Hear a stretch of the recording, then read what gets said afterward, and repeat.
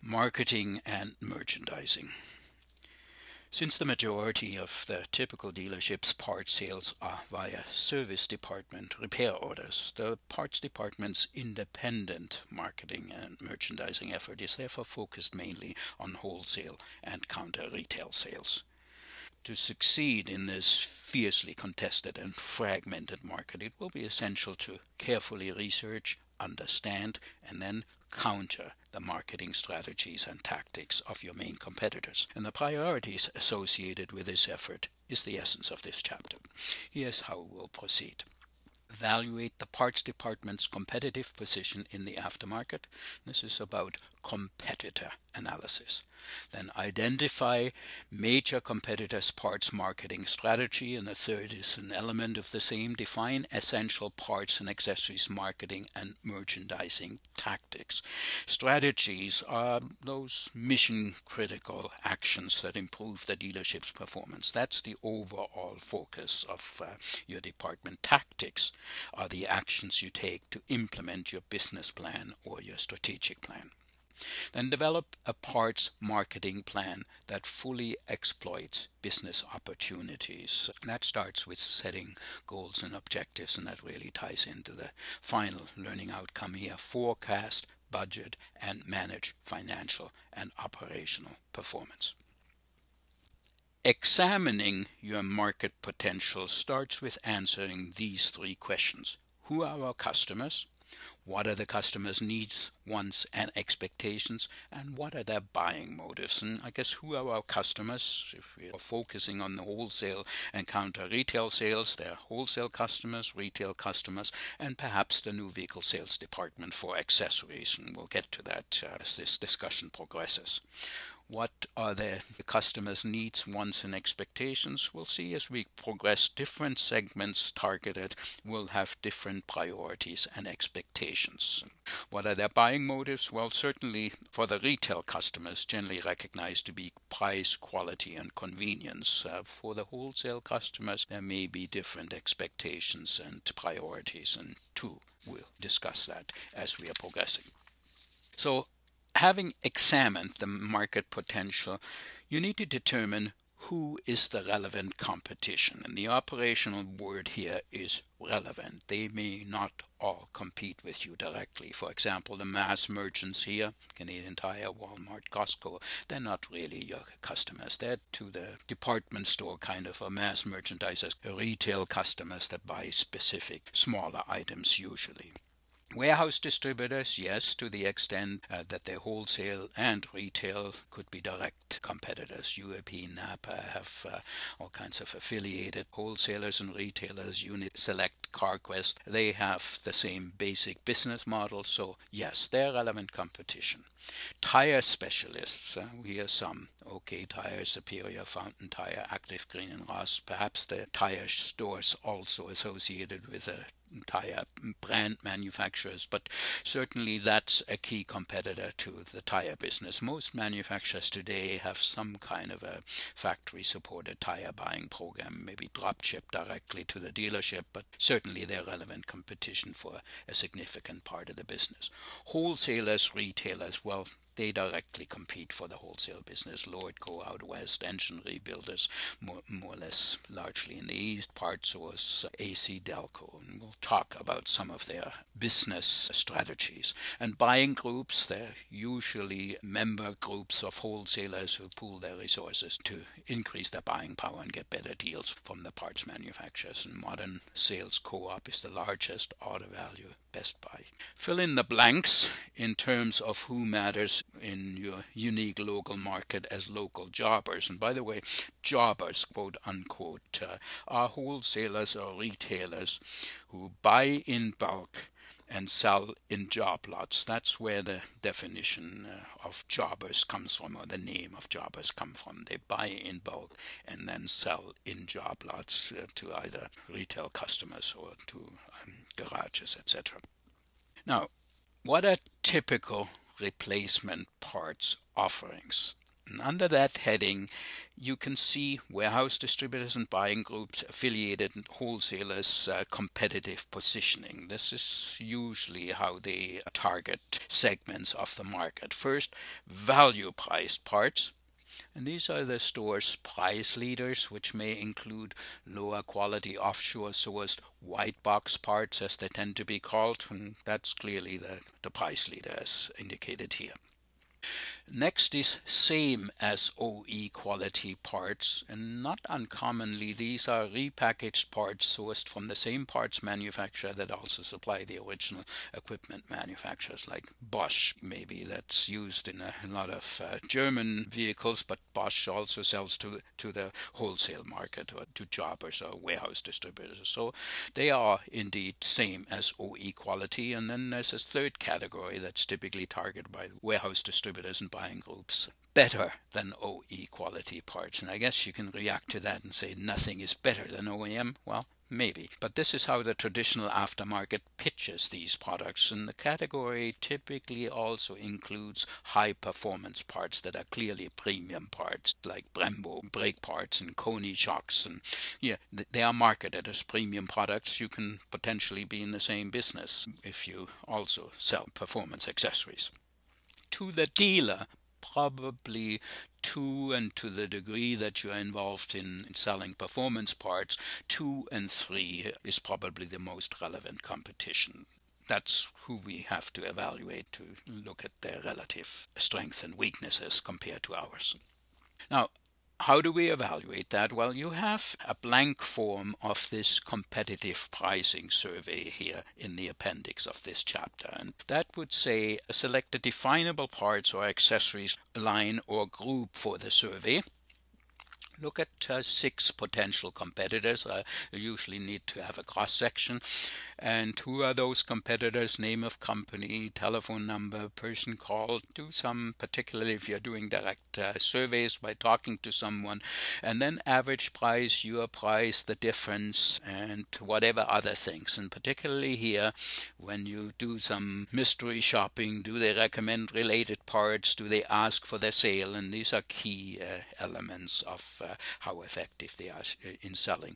Well, there's a fair bit of public information available from particularly the aggressive merchandisers, the aggressive promoters, and certainly gather that for the key competitors you're trying to compare yourself to, and to the extent that you need to do direct surveys, do those direct surveys. The objective of competitive analysis is to evaluate the strengths and weaknesses of the dealership's operation using the same criteria applied in evaluating the competition. So if you are doing direct surveys, here are some suggestions on key questions for the survey. And I guess first is the critical point. First and foremost, make sure you are comparing apples with apples. White box parts versus OEM parts, there's clearly no comparison. So make sure you're looking at the same thing. Then secondly are key questions on what's associated with a parts offering. What support services are offered? Like, for example, many of the sophisticated wholesalers provide installation instructions for the retail and the wholesale customers where needed. Parts return policy, online parts lookup and ordering. What does the price entail? Trade discounts is offered, are volume rebates offered? What method of payment is accepted for the retail customers? Check, debit, credit card. Which cards?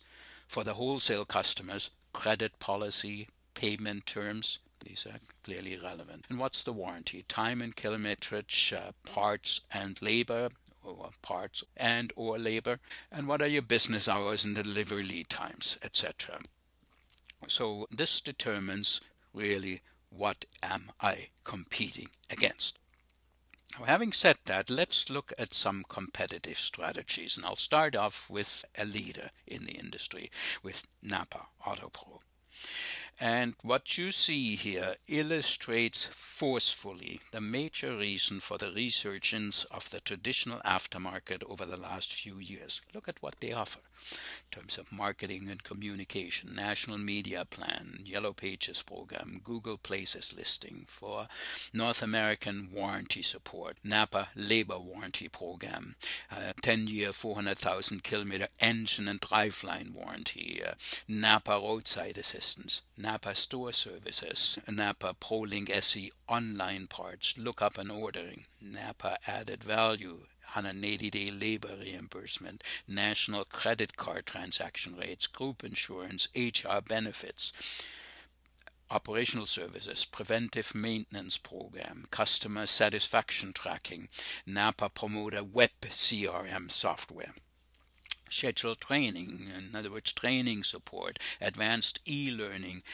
web training, Identifix diagnostic hotline and website to help their affiliated service providers to diagnose complex problems, NAPA sales assistant website, loyalty program, NAPA exclusive trips, and usually incentives when they meet certain targets, network support, annual regional conventions, business development groups, technician recruiting program, and buying conditions, volume rebates, co-op funds on advertising, etc. Now, these kinds of banner programs, and NAPA is a leading one, have in essence competed away the dealership's competitive advantage connected with their manufacturer support. They offer basically the same thing, in fact probably more than the traditional manufacturer reports in supporting the retail service, the after-sale service business. Now, that's NAPA, so clearly a formidable competitor. Let's look at another one that has a specific strategy, PartSource. PartSource is a Canadian Tire owned and affiliated wholesaler, retailer, used to franchise. I believe today most of their stores are corporate stores, but I'm saying that with some qualification. Yeah, they used to franchise and have a copy of their former franchise agreement. That's why I know the details involved here. Its market segment, or its target market, is to serve both the heavy do-it-yourselfer and the professional installers under the banner of the parts, the pros, and the price. Now, they do both wholesale and retail and segment their market into beginners who typically buy wipers, lights, oil, fluid, filters, accessories, in other words, consumable items, typical do-it-yourself items for the amateur. For the experienced buyer, they typically buy brakes, belts and hoses, rad flush, accessories, and the expert who will buy everything else and mechanical hard parts.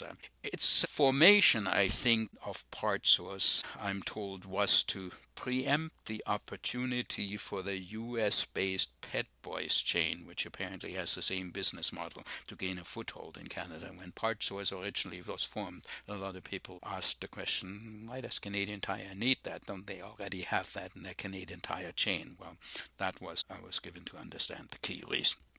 So they segment their market into these three categories, and PartSource's very sophisticated analytics precisely pinpoint their most promising target market. And let me show you this, and here's an example of their research, and this segments the buyers basically by experience level: male, female, beginners, experienced, experts, and clearly experience is a major category. They're not necessarily licensed technicians, but they do have experience, and 68 in the female category tend to be beginners, and they buy the consumable items we talked about. By buyer age group, in terms of age groups here, you can see clearly the experienced, and that's interesting, the experts tend to be younger here, 10, 11, 12, so about 42% are below 45, whereas the experienced tend to be 46 and up, and that's the major category. So that's an interesting outcome, and that clearly should then inform your target strategy. Now, this portion segments the buyers by buying motives and preferences, and that's also an interesting set of statistics. Clearly, For both the experienced and the experts, the predominant motive is save money, but that's also the major motive for the beginners, to save money. That's the biggest sample, to save money. Enjoy doing the work, that's concentrated on the experienced and experts. Do the job right, again, experienced and experts, and mechanic and family, that clearly then relates directly to the experts. So that's the reason for being a do-it-yourself buyer. Preferred shopping location, auto parts stores, and that's the predominant category. Discount stores, negligible. Dealership, yes, gets by the expert. I maybe appreciate the value of OEM part, some interest, and of course online purchases also, but clearly the auto parts stores are the leading segment that gets that business. Now, armed with these kind of analytics, you see here the business model used to reach the target market. And I guess that's the parts, first of all. And I said earlier that the brand name high-profile parts that are same as OE quality come from brands such as Bosch, Fram, Monroe, TRW, Aimco, as well as name brand convenience and accessories items, plus multiple brands of motor oil, spark plugs, and oil filters. That's the parts. That's the focus on the quality of the parts sold.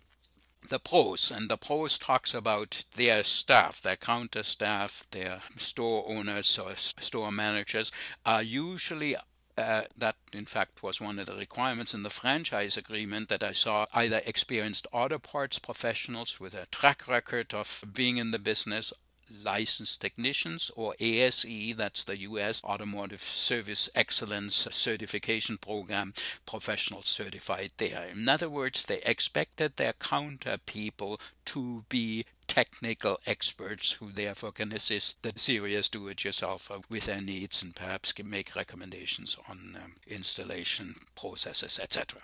And the price, they offer a price match guarantee with a stated goal, and that's on their website. Nobody beats the PartSource price. In other words, if you get it cheaper somewhere else, tell us about it. We'll match it. In fact, they will reduce their price then 10% below that price match that you brought. Now, loan a tool program to those serious do-it-yourselfers, free assembly testing, and that seems to be confined to a couple of assemblies like alternators and starters. If you come in and say, I'm not sure if that's defective, they'll test it for you to give you feedback, and online job guides where you can log on and get installation instructions, etc. So this is clearly a profoundly developed business. For reality check, I guess you should reflect on the following.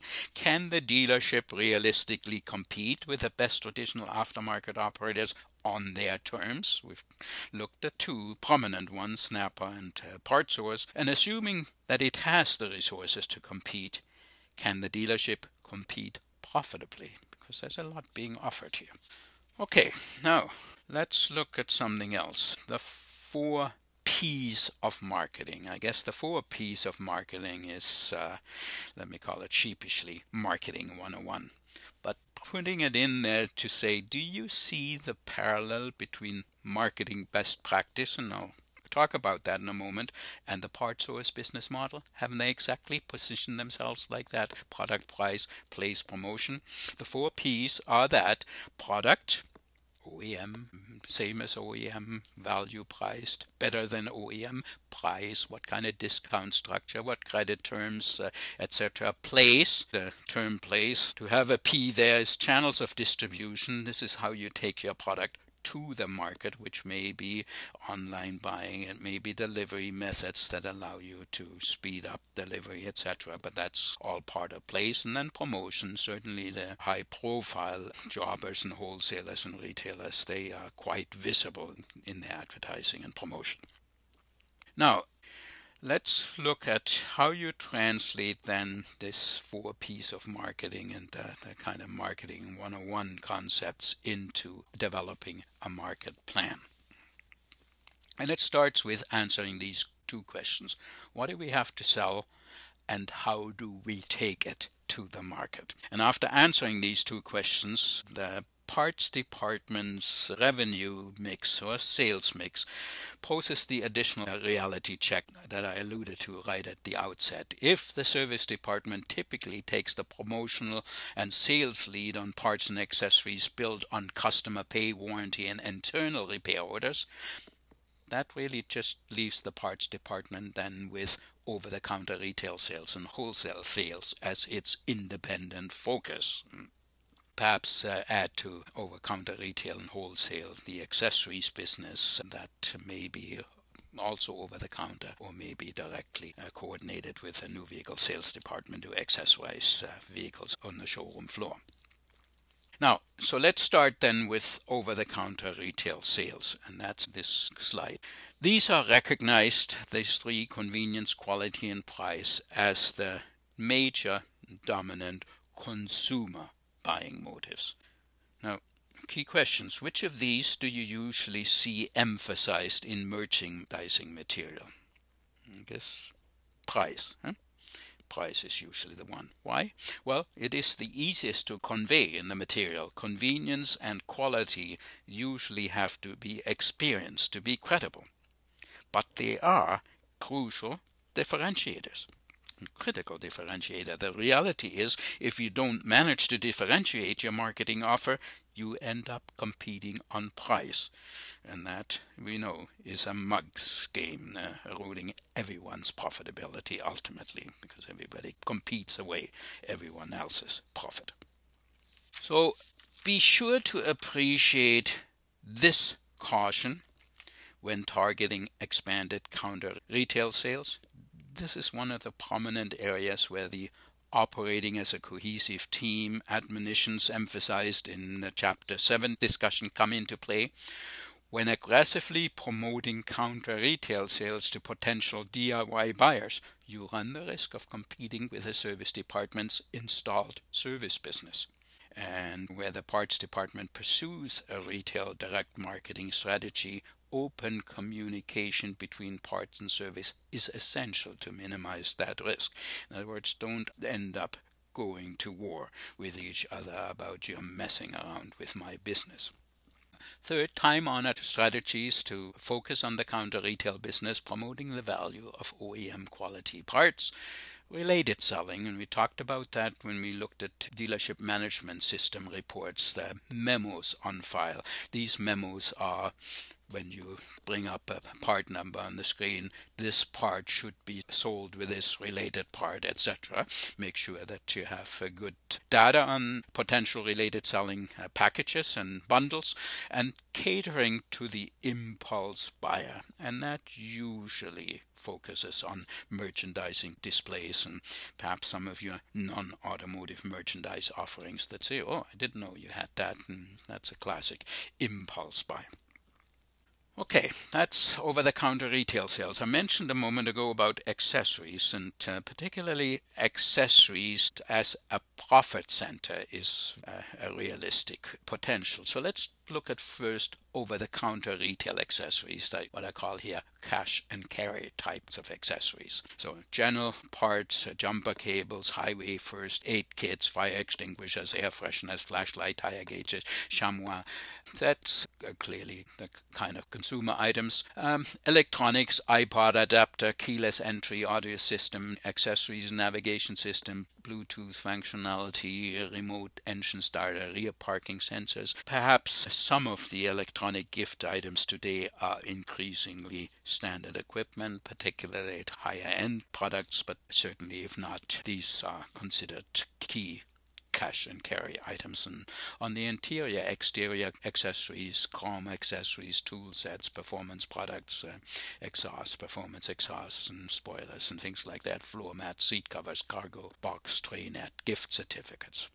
Now, a well-developed product line of branded merchandise, because many of these items lead to impulse buying purchases, and branded merchandise such as apparel, caps, bags, drinkware, driving and sports accessories, especially if supported by the manufacturer, can be highly profitable additions to the counter retail business. And if you question that, well, I look at the Harley-Davidson line of customizing accessories and their motor clothes merchandise. I venture to state that they probably make more money on this kind of merchandise than they may make selling their motorcycles. Now, this was over the counter. Now let's look at accessories overall as a profit center. And why is that such an attractive, potentially attractive business? There are two primary opportunities: the after-sales market accessories, and that's the over-the-counter business, and then accessories installed on the new vehicle at the point of sales. So the US, and starts off with SEMA. According to SEMA, the Specialty Equipment Market Association, has an annual show that's a real extravaganza in Las Vegas. It indicates, SEMA, that US retail sales in the specialty equipment market reached nearly $31 billion in 2012. Now, the U.S. has a couple of real hotbeds of automotive trends, and California obviously is prominent among those, that have no real equivalent in Canada. But certainly, after sales accessories market, the potential of accessories is obviously enormous. For dealers, this is similar to over-the-counter retail, but for accessories. And that may be spoilers, and maybe external components, maybe performance pieces, etc. Accessorizing the new vehicle, and that is, new car dealers have the first crack at selling accessories, but many are doing a limited job of capitalizing on the business. And it's driven by the extent of factory-developed accessory products and dealer practices of bundling accessories at the point of sale. Certain brands, and certainly some models, are more likely to be accessorized than others.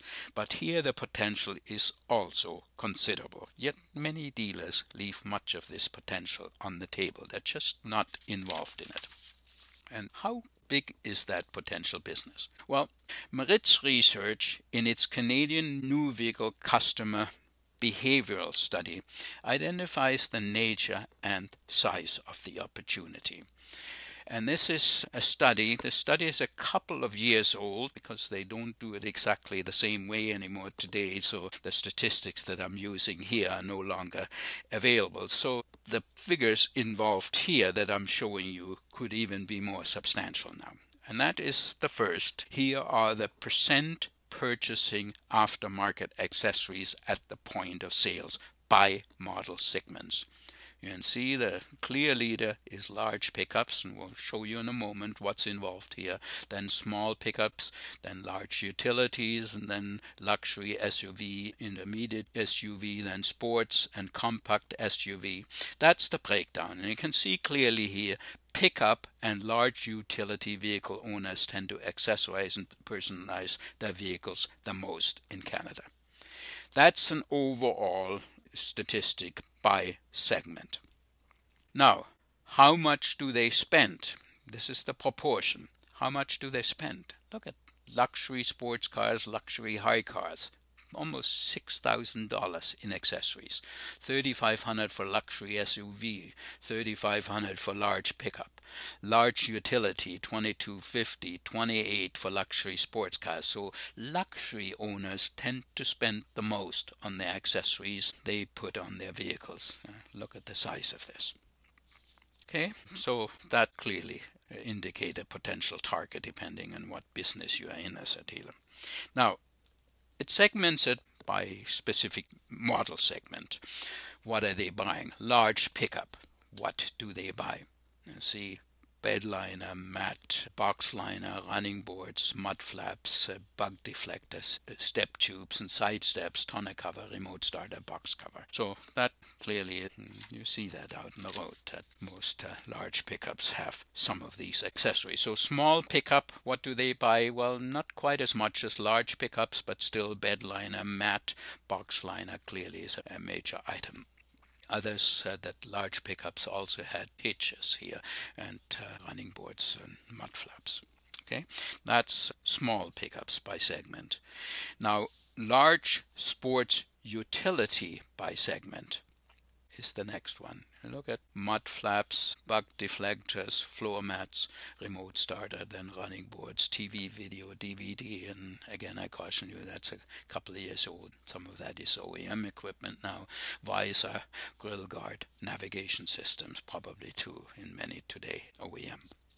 So that's large sport utility.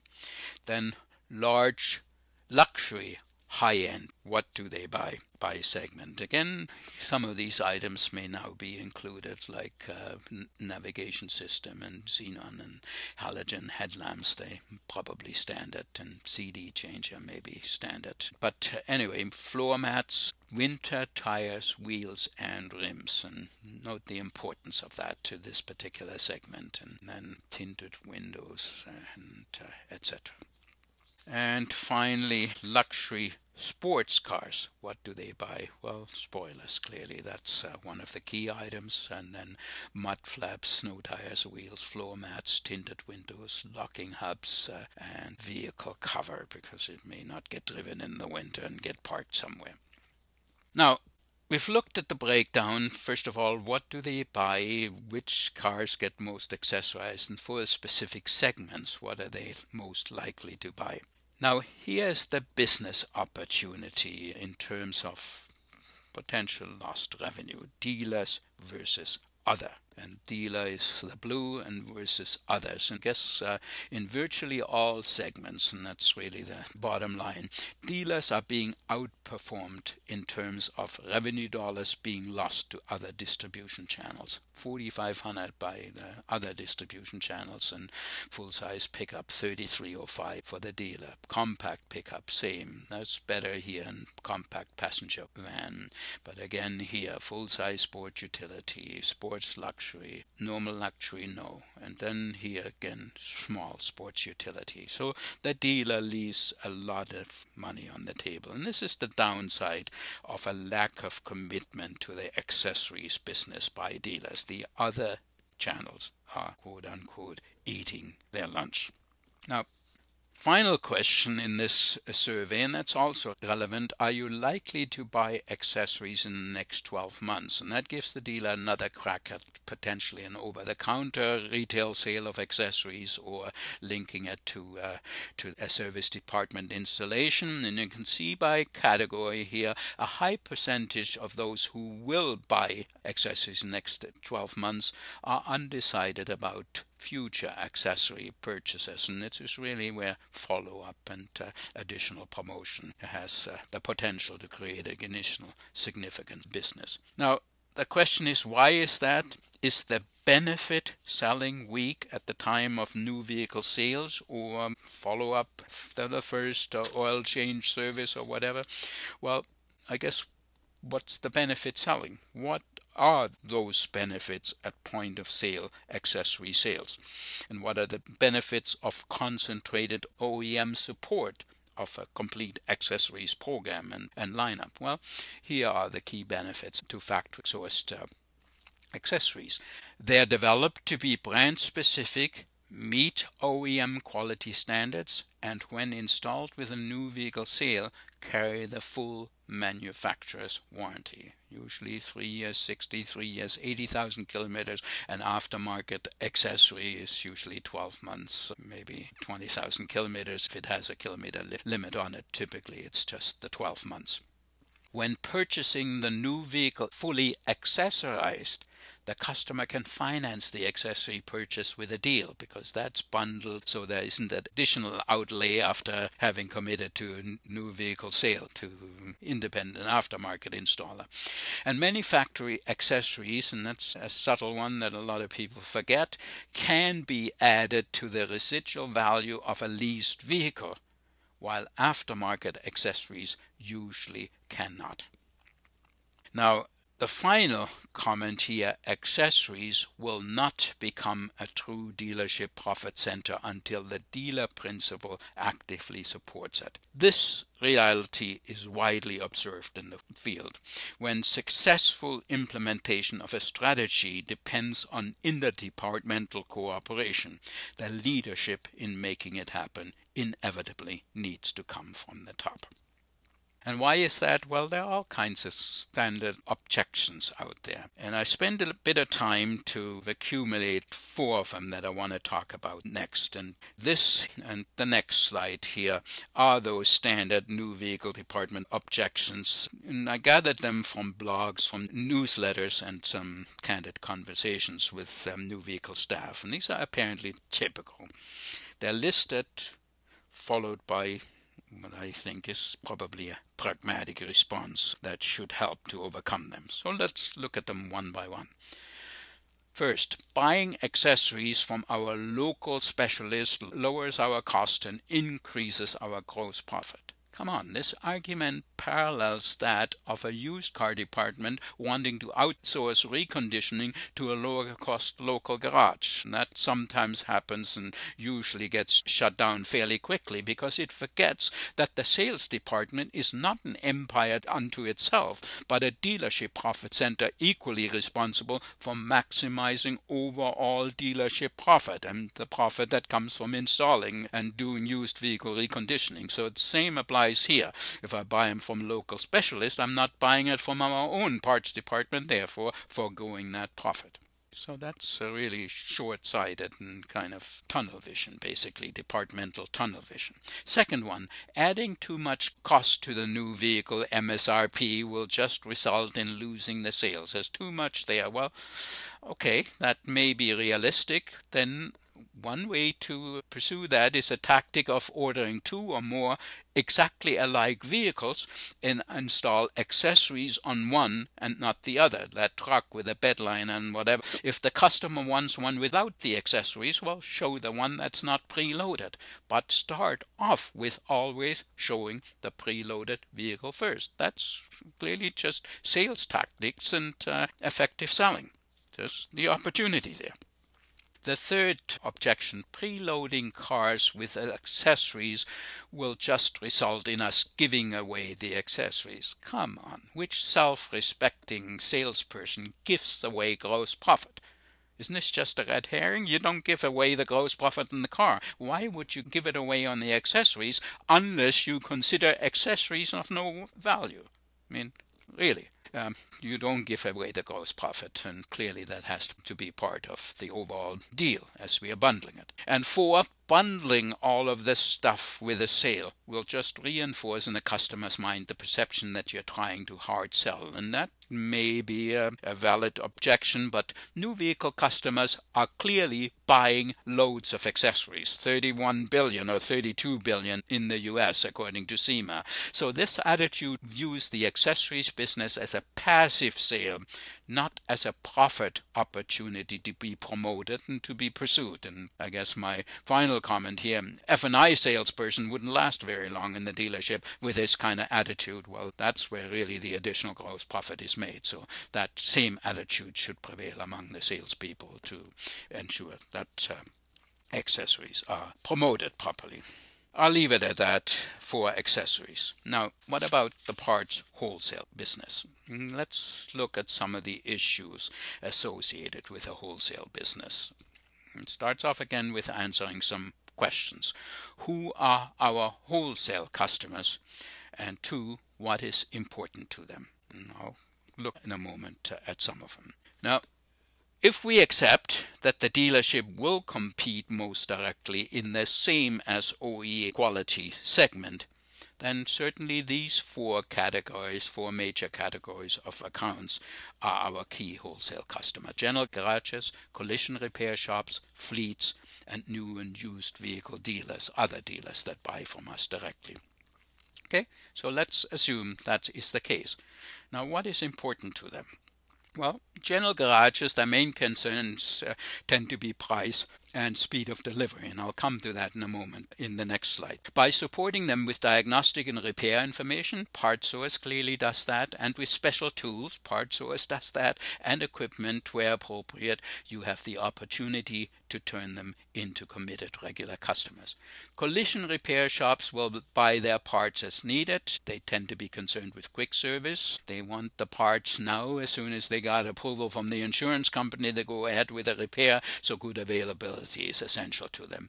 They are under intense price pressure from insurance companies, and particularly if they are direct repair programs where they want discounts in order to have some assured volume of business, they will expect comparative, competitive pricing. And insurance companies often insist on aftermarket sheet metal parts if they are available for the product lineup, so you better be competitive with that if you want the business. Fleets. Well, fleets is a unique kind of business. They may include commercial or government accounts. Their critical concern is vehicle downtime, keep the vehicles running. So they tend to stock some fast-moving parts in their own garages that support their fleets. Price is usually not the main concern for them, but they'll look for good service and availability, and your ability to help them with diagnostics and help them solve some problems. And new and used car dealers, well, dealers will make emergency purchases for their nameplate products from each other and or buy parts, including chemicals, to reconditioning their used vehicles. And a reciprocal arrangement with those dealers that are within our area will buy from you on agreed upon terms if you in turn buy from us under the same terms. Certainly, that's a good tactic. Now, priorities and expectations of installers. I alluded to that a moment ago. That's the general garages in that context. Installers are those ASPs, the automotive service providers we identified in the primer and after sales service discussion that related to Chapter 1. What are their priorities? Rank 1. Competent counterperson at wholesaler, quality products, complete and reliable delivery, and frequency and speed of delivery. Now, order fill performance within 1 hour, 73%. Isn't that an interesting dichotomy? They rank speed of delivery last, yet largely expect order fill within 1 hour. This seems to be a core expectation that we also see among consumers. Well, you gotta have that or you're not a serious contender. Within 24 hours it dramatically declines here. And installer purchase patterns, corporate head office, and that usually relates to if they're part of a chain or a network. Certainly first choice wholesaler 52%, second choice wholesaler 14%. The car dealer comes in here for OE quality parts, so clearly there is a market there. And clubs and retail outlets direct from manufacturer and other purchases. Okay, now that deals with wholesale parts. We'll wrap up this topic with forecasting and budgeting. Throughout this course, we talked a lot about goals and expectations and about managing by objectives. Well, setting goals and objectives is the first step in forecasting and budgeting. Now, this slide shows the most common forecasting methods. The first one is market potential based on unit and operation. I'll come back to that in a couple of slides down, and that is this formula. The units in operation that I consider my relevant market and multiplied by part sales per unit in operation. So leave it at that for now because I'll come back to that. Based on prior period sales performance. And with that, I don't just mean, last year we did X and we get X plus 5%. That's the easy way out, but really doesn't look at serious business potential. Full utilization of productive capacity feeds in here. If we have an aggressive pursuit of the wholesale business, we have a new target because the manufacturers gives new wholesale compensation incentives, then clearly that should change last year's prior period performance by that new number. So clearly current strategy should then be adjusted to prior period performance. Now coming back to item 1, market potential. If you have part sales per UIO, this would establish your market potential. But how do you compute or estimate UIOs if you don't have that readily available? Well, let me show you a method, and this is the next slide. We use that in the facilities when we talked about facility standards and how manufacturers determine units in operation. And usually this is one method. There are a couple of methods of computing and estimating UIOs. This is one based on a realistic assessment on vehicle survival rates for accelerating write-off. De Rosier has done typically annual surveys of vehicle survival rates, and this might be one of those categories, where you in essence do last year's vehicles sold. At the end of the first year, 98% of the vehicles still running. So 510 multiplied by 0.98, 500. 482, 2012 unit sales, 95% are still running. And this is, of course, that hopefully realistic assessment. This will vary among manufacturers and among segments of the market. For example, some high-end luxury cars, 20-year-old vehicles are still 80% of them are running. So clearly this write-off factor that I show here does not apply to them. Okay, and so it continues. 450 by 90%, 390 by 85. This is my sales level, and then that adds up, and my total units in operation would be 2852. Another method is used by a prominent importer, and it simply adds the last 5-6 years of dealership new vehicle sales, and it's assumed to reflect realistic customer retention. Well, whatever works for you, and you may tap into the advice of your manufacturer's field staff to arrive at a realistic number. Another method that used to be used by an importer that I worked with in the past is a 12-year moving average of new vehicle sales, dropping out X12s each year. In other words, 1/12 of 1-year-old vehicles get dropped out in the second year, 2/12 of 2-year-old vehicles gets dropped out in the second year, etc. And that seemed to work fairly well for them. Okay, so now let me come back to that first method of market potential, UIO, multiplied by the dollar part sales per UIO. You have the UIOs, you've estimated them by one of the three methods we've just talked about, and if we have to come up with a realistic estimate of part sales per UIOs, where do they come from? Okay, well, guide figures from the manufacturers. That certainly would be the most dominant one. If they participate in OEM parts and accessories sales reports that's produced by R.L. Polk, the OEM report, then certainly they would have the numbers. Ask your DPSM, District Parts and Service Manager, where you could potentially get them from. Peer consulting or performance groups or Dealer 20 group composites, they usually would come up with something close. And trade and industry associations or consulting firms research, that certainly is also relevant. Wherever you get it, these are some of the suggestions. Now, in order to monitor sales and operating performance with the use of a DOC, a Daily Operating Control Report, you'll need to break down annual sales targets into monthly sales. And let's assume you've now forecast your market potential by that formula. Well, how do you break it down into monthly sales? Well, this two-step method uses historical data, and it illustrates the process.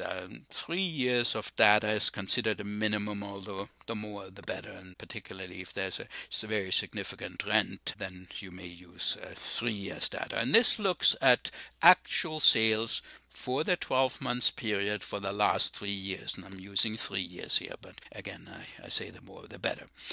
Monthly sales for 2011, 2012, 2013, add them up, then the 3-year total here, and then divide the 3-year total by 3, so my 3-year average was 978, but divide each month by 3 to get a 3-year average, and then calculate here the percent of the total 12 months that represents. So 7.7 for January, 8 for February, 8.6 for month. And this is really a classic trend that the winter months tend to be fairly marginal because of the type of business that gets done, and you see it speeding up and then tapering off again in November, December. So now we've done the 3-year average and the 3-year total. You can see that the most recent total was 1,028,954. Okay, so how do we use that? And we use this here in the second step, the 3-year average and the 3-year total. The 3-year average per month and then the average percent. Let's say from our market potential calculation, we've said this year's market potential is 1,080,402, and that's up by about 5%. So the forecast is in total 1,080,402, and we take that number and say 7.7% of that should be produced in January. So 1,080,402 multiplied by 0.077 is 83,194. 1,080,402 multiplied by 0.08 is 86,403. And that gives me then the same proportional 3-year average amount per month, but based on the forecast for the current year, 1,080,402 by 0.086, etc., etc. That ends up at the total annual target of 1,080,402. And this is what I'm supposed to be doing month to month. Now, of course, there's always both internal and external factors that can affect your forecast, so put it periodically to a reality check to keep it valid and realistic. Okay, now we've completed our 2-step sales performance forecast, and this is how then to tie in your forecast into your doc report. And when we come back again, January 83,191 and February 86,432. So I would then take 83,191 and divide it by the number of days in the months if we are looking at January, and that would be my monthly target for the first day. If we are looking at 3 days, I've divided my 83,191 by the number of days in the months, or working days in the months. That gives me my daily target. And so what did I do yesterday? What would have been my target? And if I'm in day 3, it would be 3 times the daily target. And what have I done? Actual and plus or minus target. And this is by the accounts that we've previously shown when we looked at system reports. If it's relevant for you to have additional accounts there or some additional breakdown, that's certainly also doable. So this would then be our monthly monitoring, and that of course means that as we progress day by day, this daily operating control will identify out-of-line conditions that if we are in the middle of the month only 40% of the achievement, clearly something has to happen to achieve the overall monthly target. We may need to look at getting together with the service departments for some additional promotional items, etc., to crank up some volume of business.